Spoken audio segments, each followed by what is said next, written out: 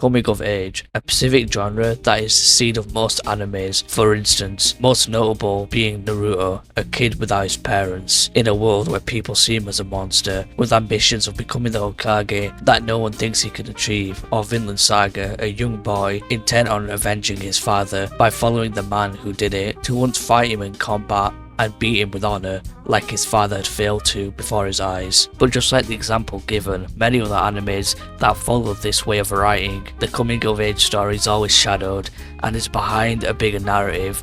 But what if I told you there was an exception, and that exception being Fooly Cooly?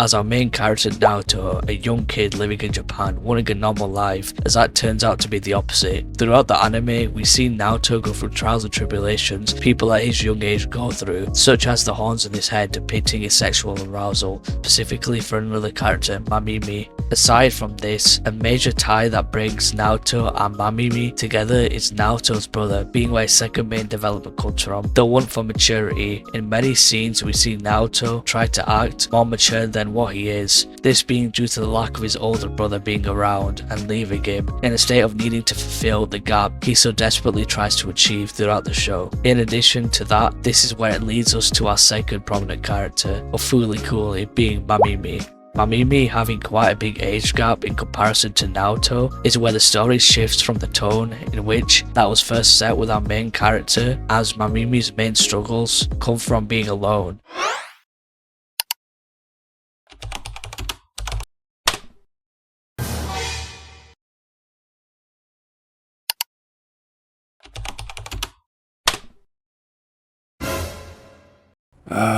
Yeah. Don't ask me about that age gap. A type of solitude that she herself cannot fix due to missing Naoto's older brother. With this type of pain, she uses Naoto more so as a puppet to release her pain in sexual ways, as she states in the first episode. Hey, what's the matter? I'm gonna overflow! What? I'm gonna overflow! What do you mean?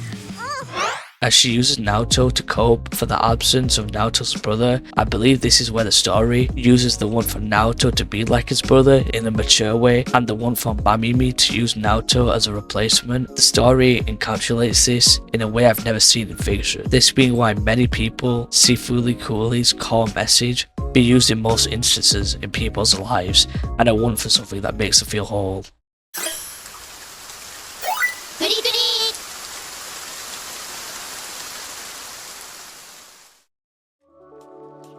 Many people, when watching a show, like to experience a traditional story where you have a beginning, middle, and end. Having a concrete direction, a general idea on where the show is heading, is something that many people, including myself, seek when consuming a story. However, Fooly Cooly is nothing like that. Fooly Cooly is incredibly bizarre, and many people will say that this anime is extremely confusing and all over the place. And if I had to say something about the people who think of this show like that, well, they're actually right. I wholeheartedly agree with them in terms of the random and irregular nature of this show.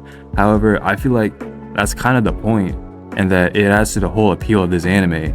The underlying theme of this anime is about adolescence and the awkward process of growing up, and Fooly Cooly just has its own peculiar way to express that theme. Remember when you went through puberty for the first time and your horn would just start to get bigger? You would just get hit by some random chick driving a motorcycle? Okay, maybe that's not exactly what you went through during puberty, but the point I'm trying to make is that the stage of adolescence can be incredibly chaotic and confusing, just like the events in Fooly Cooly. Now, you're probably thinking why this man Naoto is growing this awkwardly big horn out of his head, and it all starts off with this girl named Haruko, who runs him over with her motorcycle. She's pretty much the catalyst of his adolescence and him forming these sexual arouses that he can't control. You know how a lot of boys have no desire for girls until they watch Transformers and see Megan Fox and something just awakens them? Yeah, that's pretty much what's going on here with Naoto and Haruko's dynamic. Her character in the story pretty much acts as a catalyst for his transformation and a disruption to his mundane life. Hey there, Haruko here, age 19, splendiferous housekeeper at Takun's house. She's older than that.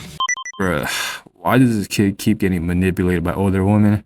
Well, like I said, don't ask me about that age gap. Not to mention, can we talk about the animation for this show? This show came out in 2000 and it has some of the most crisp animation that makes the viewing experience satisfying and fun to watch.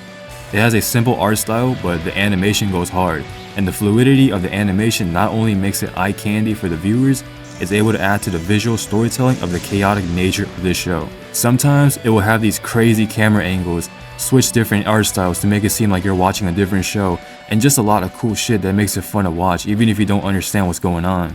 Also, speaking of this anime being made in the year 2000, this show has mad controversial things in it, with Naruto being used for sexual pleasure by multiple women that are much older than him, a guy going full on Nazi on 2 kids trying to wrestle, sexual jokes and innuendos that are on the nose, or well, I guess you would say it's on his head because, you know, the shit's growing on his head. Shut the fuck up. Everything about this show is really just Naruto growing up and trying to act mature. There's this one episode where this girl named Ninamori, a classmate of Naruto, is focusing on this school play that they're about to have. And apparently, Naruto was voted to play the cat. Naruto hates the idea of playing this role and thinks it's stupid, and you see both of these characters have this back and forth argument about it. Ninamori, who takes the school play seriously, insists that Naruto takes the role. And Naruto's like, nah, screw that, I'm not trying to be a cat. I don't want to do the play. I told you that. It's already been decided. Why are you so uptight about it? Everyone's going to see it. A few people are going to see it. I want them to see it. 'Cause you're a show-off. My parents are going to see it together. School plays are for little kids. We are kids, including you. Ugh. I'm not going to play a cat. It's embarrassing. Ugh. You think that's embarrassing? With a head like that? This scene of them arguing is nice because despite this show being ridiculous and mad goofy, it has scenes where the dialogue feels realistic and relatable, making the bizarre experiences of this show more impactful. Overall, if you ask for my rating of this show, I would rate it a 6 out of 10. And yeah, some people might think I'm being too harsh, but hey, I like it when my stories have a clear direction, alright? But I will say that I do appreciate shows like Fooly Cooly because I feel like a lot of stories focus on trying to be the most polished shit ever. And sometimes, you don't want shit to be so polished and squeaky clean. Sometimes, you want those breadcrumbs, and that's great, because imperfection is often what we need.